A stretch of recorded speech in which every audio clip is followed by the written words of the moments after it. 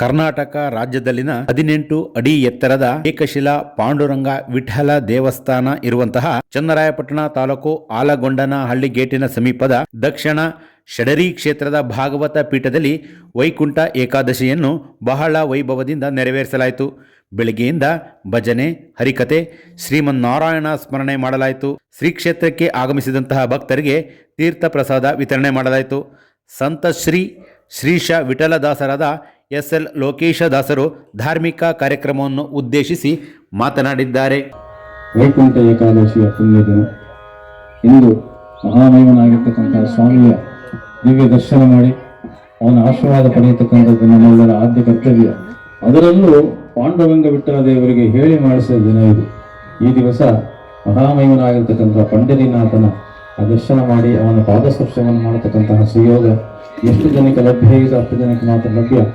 ನಮ್ಮ ಜೀವನ ಅಶಾಶ್ವತವಾದ್ದರಿಂದ ಪರಮಾತ್ಮ ಭಗವಂತ ವೈಕುಂಠದಿಂದ ದರೆಗಿಳಿದು ಬಂದು ಎಲ್ಲರಿಗೂ ದರ್ಶನ ಕೊಡಲಿಕ್ಕೆ ಆ ಸ್ವಾಮಿ ಸಿದ್ಧನಾಗಿದ್ದಾನೆ. ಹಾಗಾಗಿ ಇವತ್ತು ಏನು ಅಂತಂದ್ರೆ ವೈಕುಂಠದ ದ್ವಾರಗಳನ್ನು ತೆಗೆಯತಕ್ಕಂಥದ್ದು ಭಗವಂತ ದರ್ಶನ ಮಾಡಲಿಕ್ಕೆ.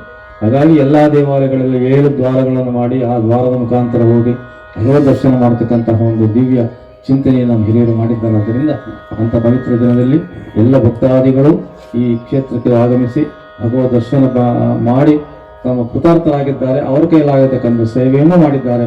ಹಾಗಾಗಿ ಅವರೆಲ್ಲರಿಗೂ ಮಹಾಮಹಿಮನಾಗಿರ್ತಕ್ಕಂಥ ಪಾಂಡುರಂಗ ವಿಠಲ ದೇವರು ಸಕಲ ಸನ್ಮಂಗಲವನ್ನು ಒಟ್ಟು ಕಾಪಾಡಲಿ ಎಂಬುದಾಗಿ ಈ ಮೂಲಕ ಪ್ರಾರ್ಥನೆ ಮಾಡಿ.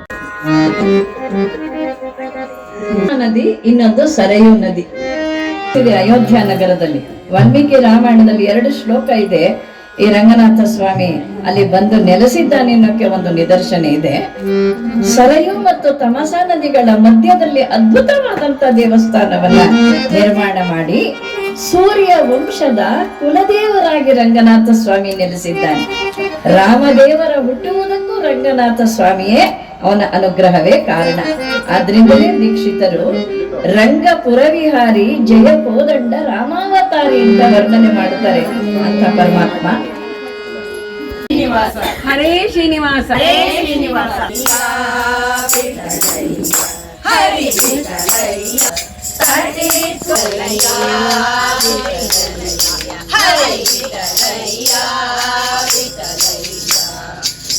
ವಿಠಲ ಪಾಂಡುರಂಗ ಜಯ ವಿಠಲ ಪಾಂಡುರಂಗ ವಿಠಲ ವಿಠಲ ಪಾಂಡುರಂಗ ಜಯ ವಿಠಲ ಪಾಂಡುರಂಗ ಹರಿ ಕೋಟಿ ವಿಠಲಯ್ಯ ವಿಠಲಯ್ಯ ವಿಠಲಯ್ಯ ಹರಿ ವಿಠಲಯ್ಯ ವಿಠಲಯ್ಯ ಹರಿ